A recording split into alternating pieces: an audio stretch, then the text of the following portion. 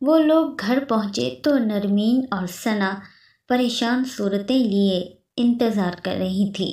جلدی سے ان لوگوں کی طرف بڑھیں۔ آپ دونوں ٹھیک تو ہیں نا؟ کیا ہوا تھا؟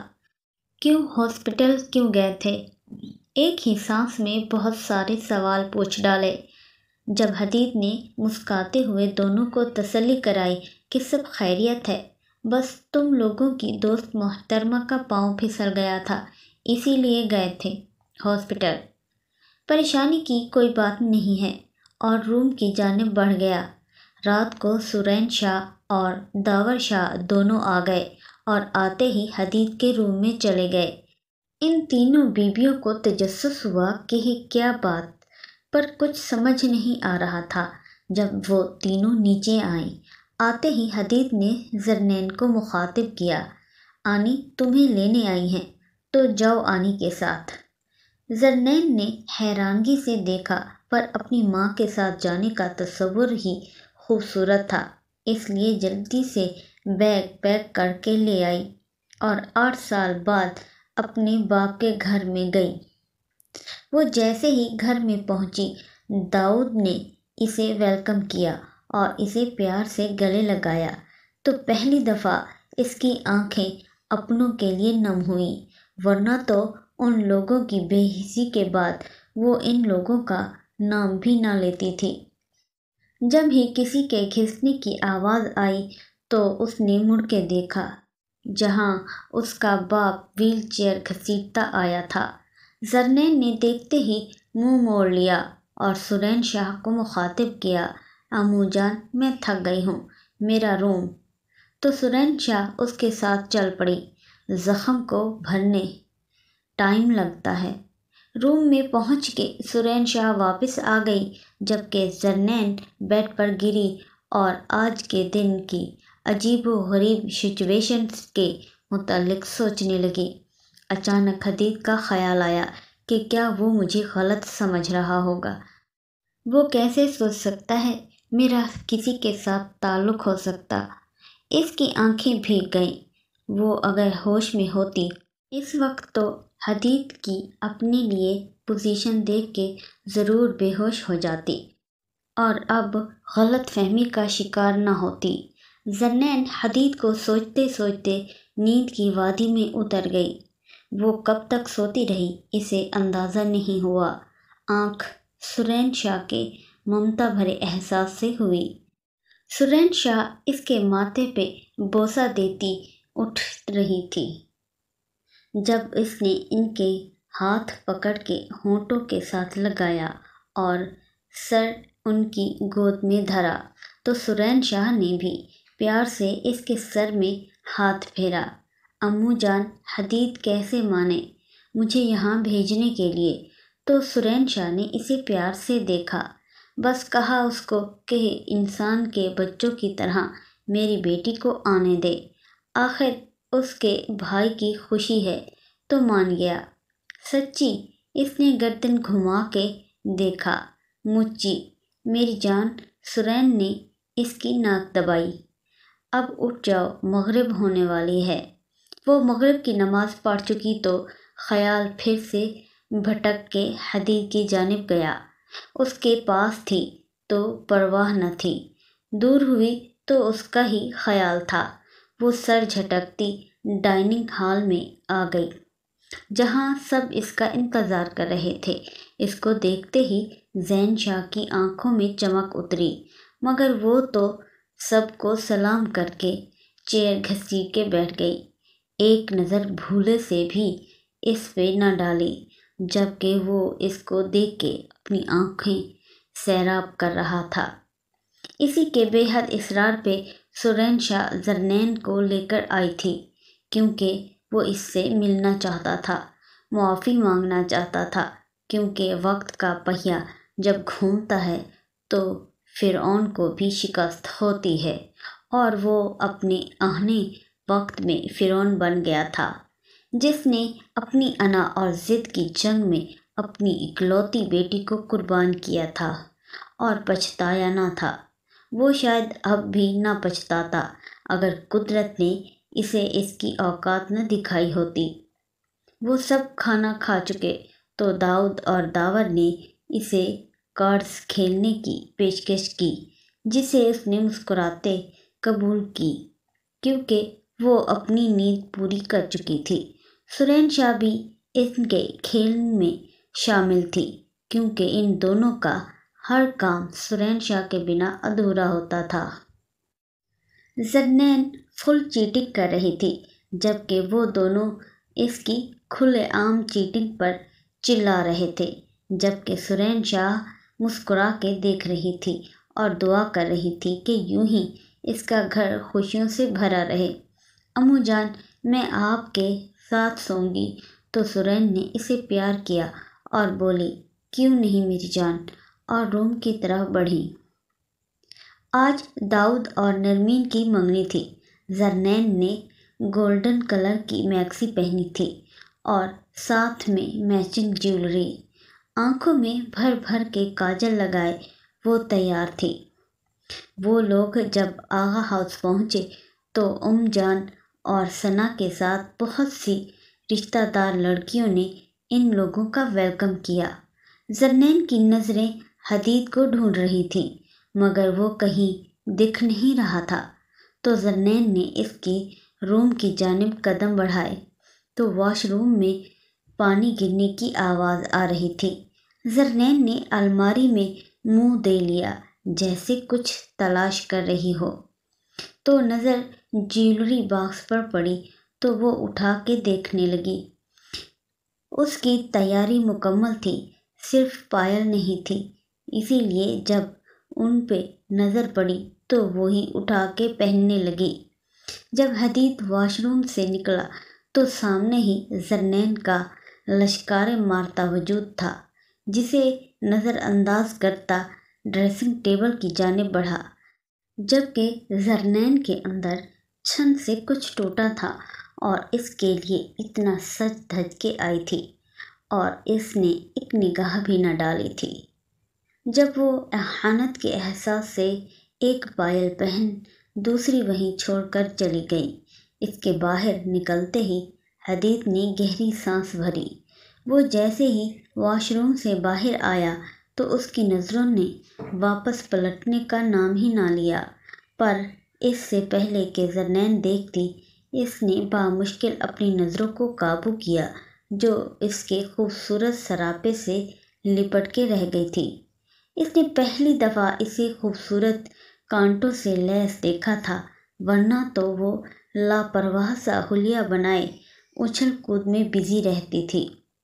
حدید نے اپنی تیاری کو آخری ٹچ دیا اور باہر چلا گیا۔ زرنین کا دل ہر چیز سے اچاٹ ہو گیا تھا، جس کے لیے روپ سنوارا تھا اس نے ایک نظر بھی نہ ڈالی۔ اندر ہی اندر کڑتے ہونٹوں پہ مسکراہٹ لا کے سب سے مل رہی تھی، ورنہ جی چاہ رہا تھا سب چھوڑ چھاڑ کے چلی جائے۔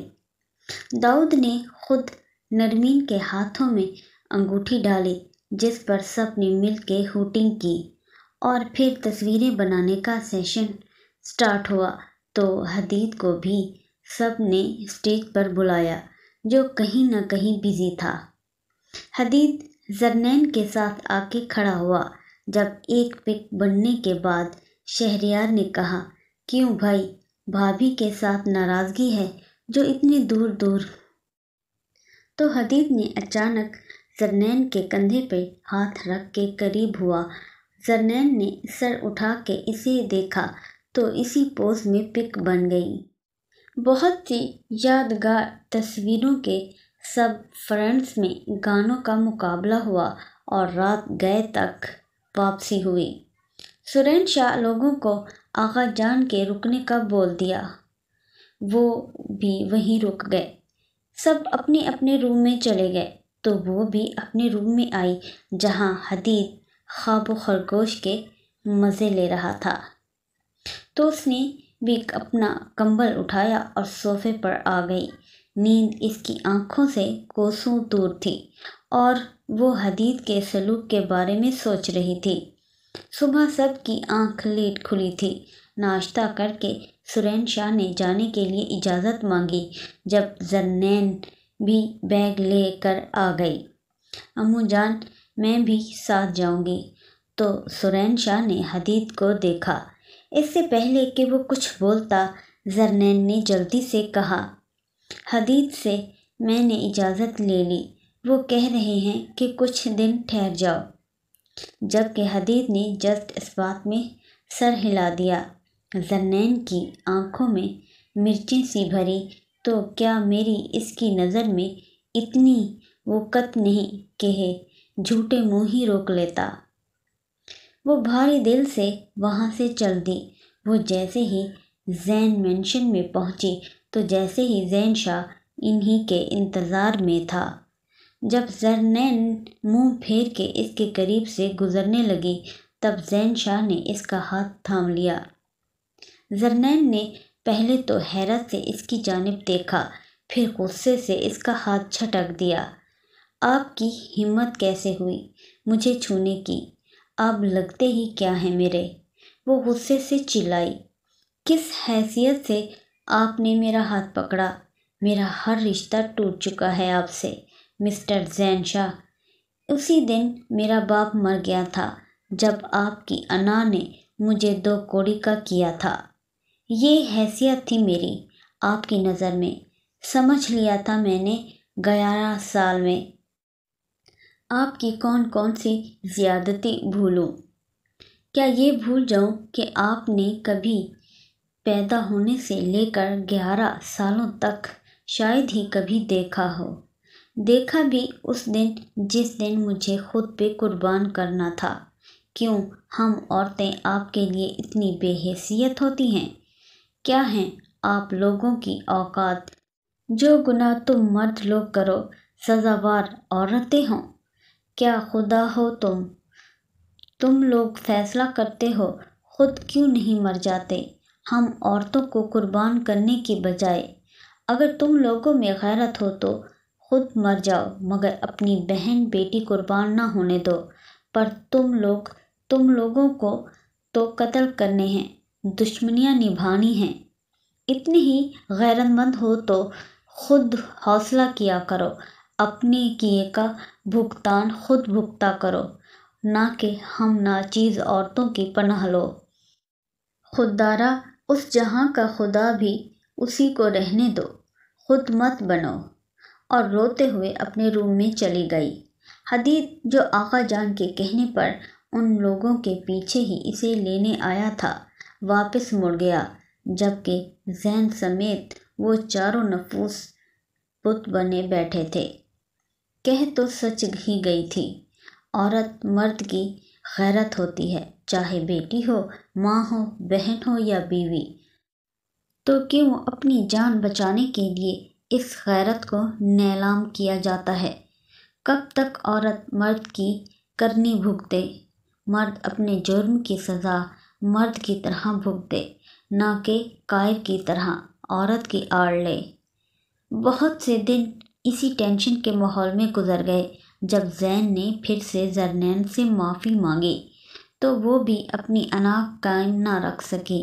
آخر کو اس کا باپ تھا جو پہلے ہی اپنے کیے جرم کی سزا اسی ہی دنیا میں پا چکا تھا، اور معاف کرنے والا تو رب کے بہت قریب ہوتا ہے۔ اس نے زین کو معاف کیا۔ جیسے خوشی کی لہر سب میں دوڑ گئی، اور جیسے سرین شاہ کی زندگی میں چبھا آخری کانٹا بھی نکل گیا۔ ہر روز کبھی تینوں بھائیوں کے ہنسنے کی تو کبھی لڑنے کی آوازیں آتی۔ ویسے بھی یونی سے انہیں فری کر دیا گیا تھا، اسی لیے وہ پڑھائی میں بزی رہتی۔ جب پڑھتے ہوئے اچانک اسے چکر آیا اور وہ بے ہوش ہو گئی۔ سرین شاہ اسے ہاسپٹل لے کے گئیں تو سرین شاہ کی خوشی کا کوئی ٹھکانہ نہ رہا جب اسے پتہ چلا کہ وہ نانی بننے والی ہے، جبکہ زرنین کو سمجھ نہ آئی کہ وہ خوش ہو یا غمگین، کیونکہ وہ تو یہ بھی نہ جانتی تھی حدید کا کیا ری ایکشن ہوتا۔ اسی لیے اس نے سرین شاہ کو منع کیا کسی کو بھی بتانے سے۔ تو سرین نے حیرت سے اسے دیکھا تو وہ جلدی سے مسکرا کے بولی، میں خود بتاؤں گی نا، ابھی سیمیسٹر تو ہونے دیں، ورنہ آغا جان اور جان مجھے آ کے لے جائیں گے۔ اس نے جلدی سے بہانہ گھڑا جس پہ سرین شاہ بھی خاموش ہو گئی، جبکہ وہ آرام سے پیپر دینے لگی۔ جس دن اس کا آخری پیپر تھا اسی دن جان اور آغا جان اسے لینے آ گئے تھے۔ زرنین ان لوگوں کی خوشی کی خاطر آ گئی، ورنہ تو حدید کی بے اعتنائی اسے روز رلاتی۔ سرین شاہ نے اس کی پریگننسی کے بارے میں جان کو بتا دیا تھا، جس سے سب بہت خوش تھے۔ رات گئے تک وہ نرمین اور ثنا کے ساتھ بیٹھی رہی۔ جب انہوں نے نیند آنے پر اسے باہر کی راہ دکھائی تو وہ جلتی کڑتی انہیں گالیاں نکالتی روم میں آ گئی، جہاں حدید گہری نیند سو رہا تھا، تو وہ اسے اتنے دن کے بعد دیکھ کر کافی دیر تکتی رہی اور پھر صوفے پہ جا کے سو گئی۔ صبح آنکھ کھلی تو زرنین نے خود کو صوفے سے نیچے محو استراحت فرمایا۔ رات کو کسی وقت وہ شاید نیچے گر گئی تھی۔ اس نے بال سمیٹتے بیڈ پر نظر ڈالی جو خالی تھا۔ مطلب وہ بھی مجھے نیچے گرے دیکھ چکا ہے۔ اسے شرمندگی نے گھیرا اور نماز پڑھنے کے لیے اٹھ بیٹھی۔ حدید روم میں نہیں تھا، سردی بھی زوروں پر تھی۔ وہ ناشتے پر باہر آئی تو سب اس کا ویٹ کر رہے تھے۔ سب اس کا یوں خیال کر رہے تھے جیسے وہ کانچ کی گڑیا ایک وہ ہی بے اعتنا تھا جس سے سب سے قریبی رشتہ تھا۔ ناشتہ کرتے زرنین کی نظریں حدید کو ڈھونڈ رہی تھیں، جو روم میں بھی نہ تھا اور اب ناشتے پر بھی نہیں۔ زرنین کا پورا دن بےکل گزرا۔ ایک تو طبیعت گری گری سی، اوپر سے حدید کا اتا پتہ نہ تھا۔ وہ بے چین سی یہاں وہاں چکر لگاتی رہی، پر رات کا کھانا کھا کے سب کمروں میں چلے گئے تو وہ بھی اپنے کمرے میں آ گئی اور صوفے پہ ٹیک لگا کے اس دشمن جاں کی بے حسی کے بارے میں سوچتے ہوئے کب آنکھ لگی خبر ہی نہ ہوئی۔ حدید رات دیر گھر پہنچا۔ زمینوں کا کوئی مسئلہ تھا جس میں آج کل وہ مصروف تھا۔ روم میں آیا تو زرنین کو بیٹھے بیٹھے سویا پایا تو اس کی بے آرامی کا سوچ کر اسے باہوں میں اٹھایا اور بیڈ پہ لٹانے لگا۔ جب زرنین کی آنکھ کھل گئی اور خود پہ جھکے حدید کو پرے دھکا دیا۔ اسے نہیں پتا تھا کہ وہ کیا کر رہی ہے، کیونکہ سوتے میں وہ ہڑبڑا گئی اور ڈر کے اسے پرے دھکیل دیا۔ جب حدید نے اسے بازو سے پکڑ کر کھینچا، مسئلہ کیا ہے تمہارا؟ تم کون سا دنیا کی انوکھی بیوی ہو جسے شوہر نے چھو لیا تو گناہ ہو جائے گا؟ جب زرنین نے بھی دو بدو جواب دیا، محبت سے مانگے گے تو سب کچھ نچھاور کر دوں گی، پر میں کوئی پپٹ نہیں جسے جب چاہا جہاں چاہا موڑ لیا۔ جیتی جاگتی انسان ہوں، کوئی آپ کا دل بہلانے والی گڑیا نہیں جسے آپ اپنی ضرورت کے تحت استعمال کریں گے۔ بہت برا لگتا ہے میرا چھونا تمہیں۔ حدید نے اس کا ہاتھ جھٹکا۔ ٹینشن مت لو، جا رہا ہوں ہمیشہ کے لیے، تمہاری جان چھوڑ کے امریکہ۔ اور اپنا بیگ اٹھا کے الماری سے کپڑے نکال نکال کے بیگ میں بھرنے لگا تو جیسے زرنین کی جان کسی نے اپنی مٹھی میں لے لی ہو اور اس نے اپنی یہ انا کی جنگ میں ہارنے کا فیصلہ کیا اور اس کے قریب آئی اور کپڑے اس کے ہاتھ سے لیے۔ جب اس نے اس کے ہاتھ جھٹک دیے، اب اور کیا باقی ہے؟ حدید پلیز مت جائیں۔ کیوں نہ جاؤں؟ اچانک حدید نے اس کے دونوں بازو کو پکڑ کے کھینچے تو وہ درد سے بلبلا اٹھی۔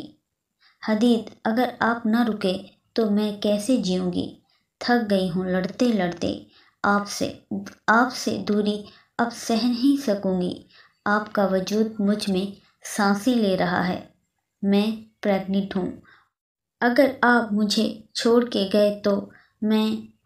اس کے الفاظ منہ میں ہی تھے جب حدید نے اس کے ہونٹوں پر ہاتھ رکھا۔ کون کم وقت تمہیں چھوڑ کے جا رہا ہے؟ لٹل فراگی اسے قریب کرتے ہوئے بولا۔ تو اس لیے روک رہی ہو مجھے؟ حدید نے خفگی دکھائی۔ یعنی تمہیں میری تو کوئی ضرورت نہیں، جسٹ بیبی کے لیے روک رہی ہو؟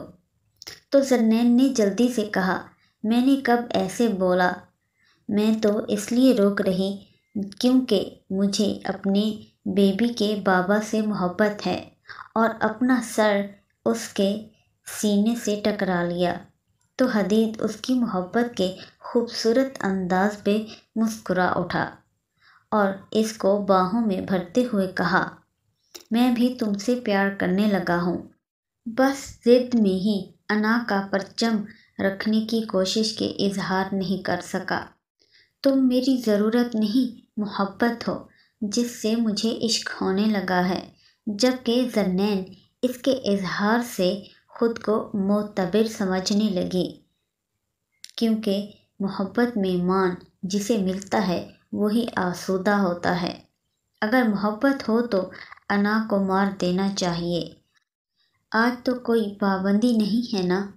حدید نے مسکراتے ہوئے اس کا چہرہ اپنے ہاتھوں میں تھاما تو زرنین کا سر بامشکل میں ہلا۔ جب حدید نے اسے باہوں میں سمیٹتے ہوئے کہا، آج تو کر دو اقرار کہ تیری روح میں اتر جاؤں، سمیٹ لوں تجھ کو خود میں کہ روح کو مہتر کر لوں، تیری زلفوں میں اتروں شام کی طرح، تیرے چہرے پہ سویرا کر جاؤں، برس جاؤں کسی بادل کی طرح، تیری روح کو چھل تھل کر دوں۔ اس کی شاعری کی کوشش پر زرنین کی ہنسی نکل گئی اور چاند اس کی ہنسی پہ مسکرا اٹھا۔ خوشیاں اور غم زندگی کا حصہ ہیں اور اندھیرے کے بعد ہی اجالا ہے۔